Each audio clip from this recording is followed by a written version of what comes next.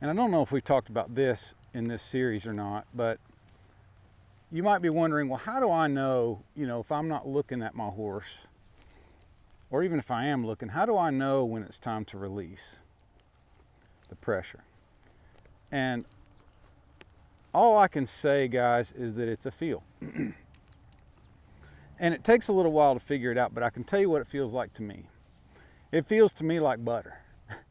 I mean, I know that sounds silly, but everything just melts in the horse and it gets soft. So to give you a description, I'm going around here to the right, and I'm pulling on my right rein, and I'm sort of bumping her with my left leg. And the reason that I'm doing those two things is because I feel resistance on this right side. It just feels stiff for one reason or another.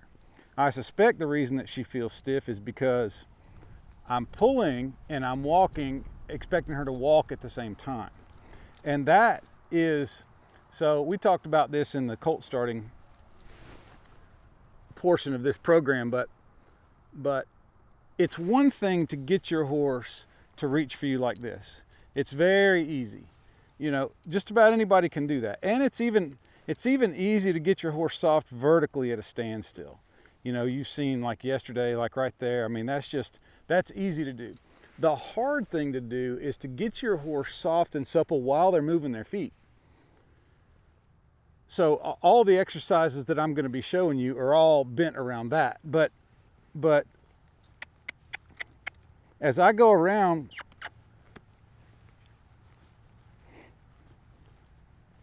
and I'm asking her to bend while she's moving her feet, it's somewhat difficult for her, right? For one reason or another. Either she's distracted by my outside leg, or she's not exactly sure what the snaffle bit means yet, or whatever. It doesn't matter. She feels like things are off balance. I don't know.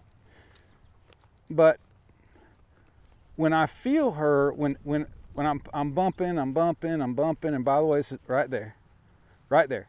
Everything, she reached for me, and so everything got super soft right away.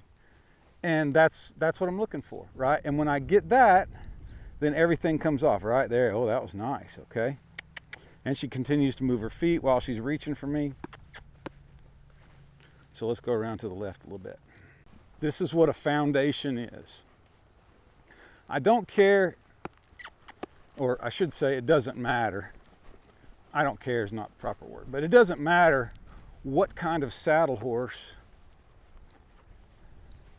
you are into, whether it's a high-end dressage horse, a hunter jumper, a cross-country horse, a cutter, a reiner, a rope horse, a ranch horse, a trail horse.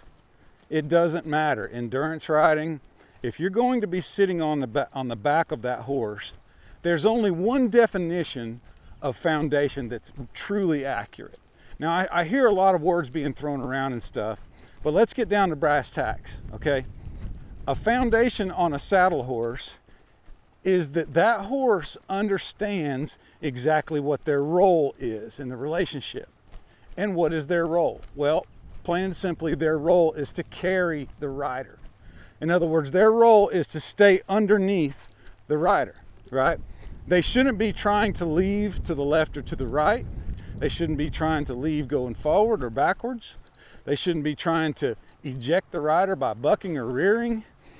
All of those things are symptoms of the greater problem, which is that the horse doesn't know their role. They don't have a foundation. I don't care how, again, it doesn't matter how accomplished the horse might be in a certain field. If he tries to do any of those things, well, he doesn't have a good foundation. I mean, that's just all there is to it. And you can't get that foundation in a weekend, guys. You can't get it at a clinic. Now, you can learn the principles, and you can get some tools to help you build a foundation like that. But at the end of the day, the responsibility falls on either the owner or the trainer, whoever's training that horse or whoever's riding that horse, to give the horse the foundation, right?